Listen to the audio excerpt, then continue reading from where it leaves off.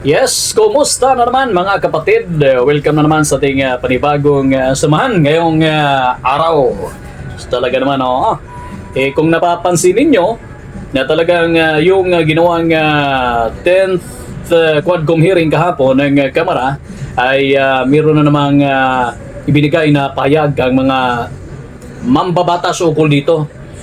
Pinaghahambing, no? Yung mga pangyayari sa loob ng 2 taon, 2016 to 2018, yung war on drugs ni former President Rodrigo Duterte, at saka ngayon, no, yung anti-illegal drugs campaign ng presidente na si President Marcos administration nila, no? So 2 taon at yung kaibahan. Yun ay nabanggit ni Congressman Barbers sa ginawang hearing kahapon ng Quadcom. At ito guys, yung ipaparinig natin sa inyo, ito ay bunga, no, ng kanilang investigasyon na ginawa, at lalong-lalo na yung parting statement or yung opening statement ng mga ito, at lalong-lalo na kay Kung Barbers, no? Okay guys, so bagong lahat, sa mga di pa nakapag-subscribe, please subscribe naman po sa ating channel, ang Gym5 TV. At huwag niyo kalimutan, kundi pabor, na i-click yung ating notification bell para naman ay maging updated po tayo sa ating mga susunod na video. Ito guys, no, pagkikinggan natin yung part ng opening statement ni Kung Barbers kahapon, kailan lang sa ginawang pang-10 hearing ng We will Quadcom. be accused of providing entertainment and likened to a God show, but who is laughing? On the contrary, the one who said that must be so full of himself that he didn't notice that the joke was on him. We are not here to pin down nor exonerate anyone. All we wanted was to know the truth, the same truth that the people have been longing for, most especially by the families of murder victims and the victims who survive. We intend to use these truths in crafting legislation, some of which we have already filed, as well as make recommendations to any agency to plug loopholes in their systems, if any is discovered. If along the way, people are found to be liable, it is our duty to make sure that justice is served. There is nothing funny about it. We only mean serious business. We have reached this point because in the course of the investigation, we found very disturbing facts and questions needing answers. We owe it to the people. As public servants, we pledge loyalty to them. They trusted us and voted us in office. We serve them.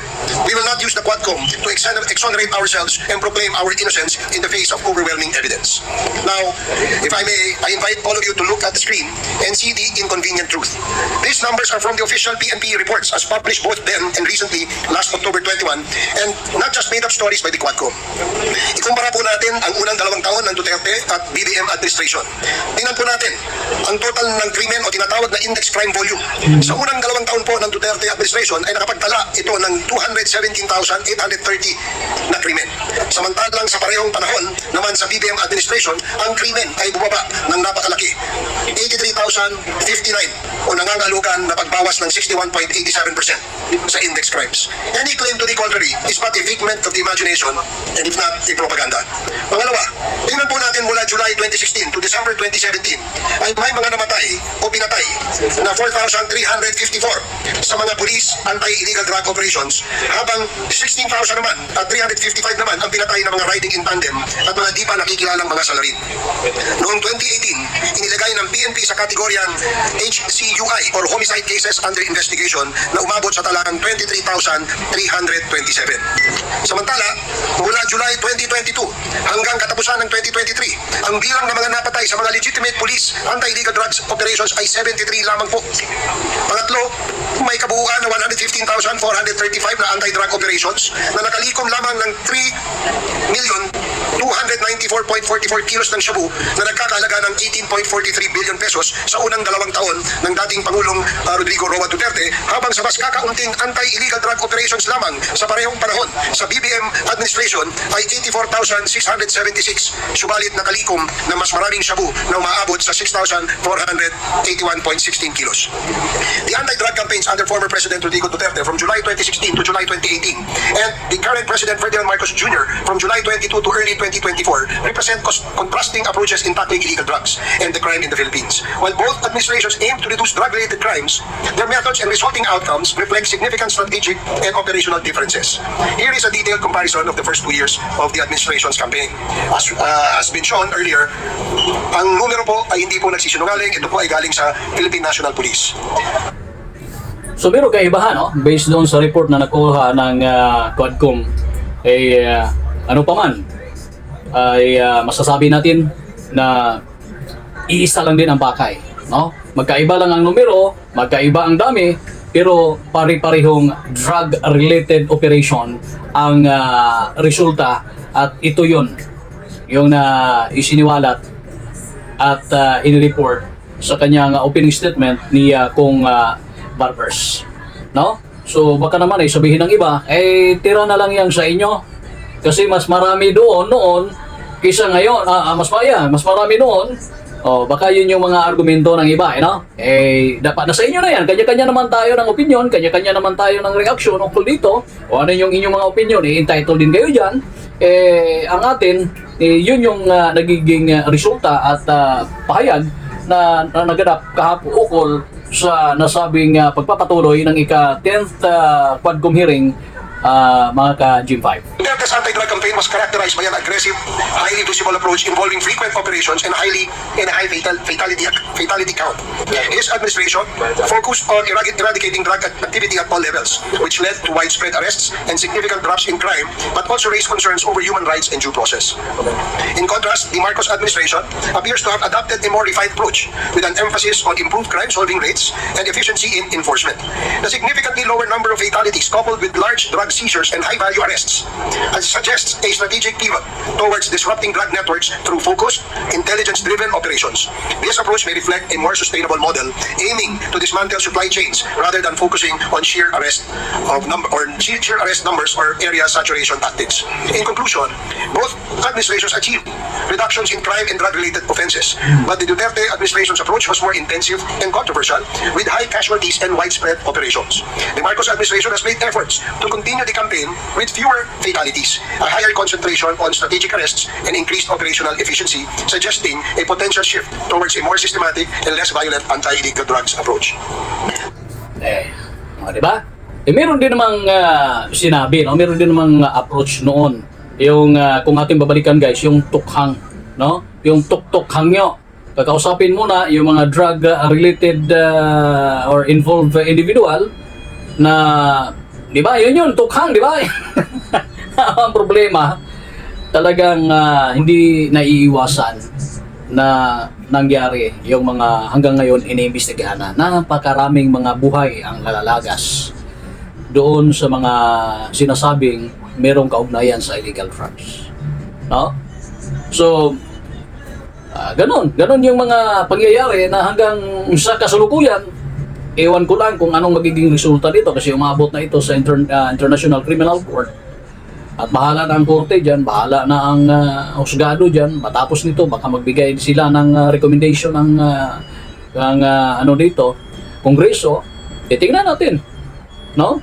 Ang atin lang, mas maigi at maganda na mayroong mga ganitong mga investigasyon na kung saan ay malalaman kung ano ang tunay na kailangan malaman ng taong bayan. Alam naman natin, napakahaba ng usapin, no? Meron nang isiniwalat si Colonel Garma, meron nang isiniwalat si Colonel Espinido, meron nang isiniwalat yung iba pa na mga resource person kung saan connected noon sa gobyerno. Di ba? Hanggang ngayon pa naman si Colonel Espinido, andyan pa, retirable naman yan eh.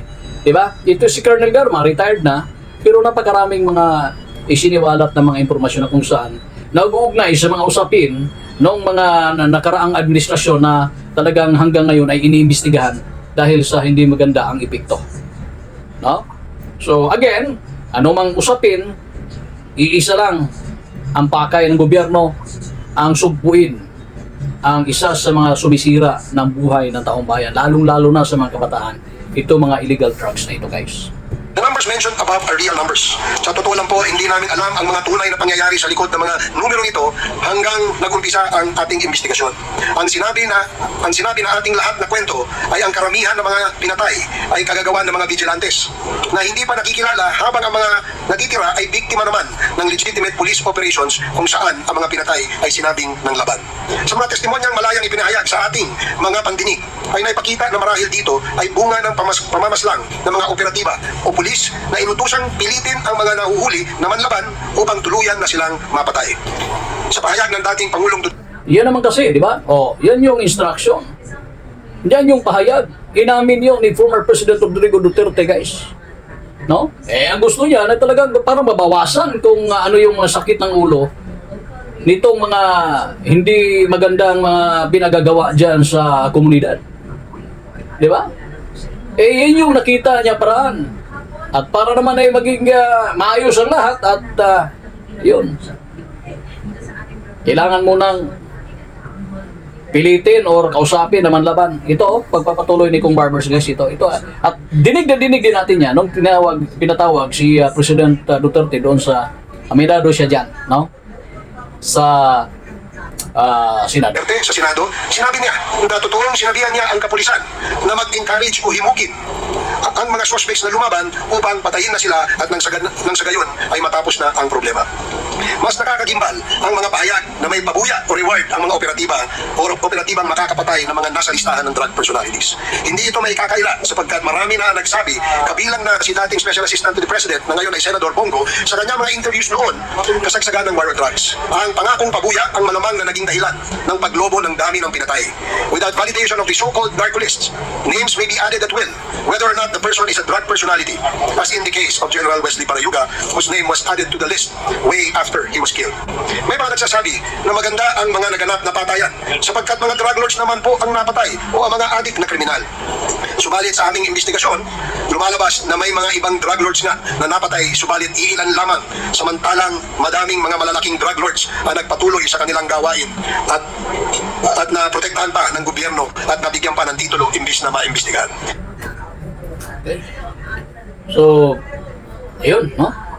Yun yung ating hanggang ngayon, guys, ay sinusundan. Talaga naman. Wala tayong ibang magagawa dyan, kundi pakikinggan kung ano pa yung mga karagdagang mga pangyayari dito. Pero yung tungkol sa reward money na yan, talagang ipinagdiinan na ni Senator Bongo, na presidente, na walang reward system na nagaganap noong kanyang administration. Subalit, sumusuporta ito.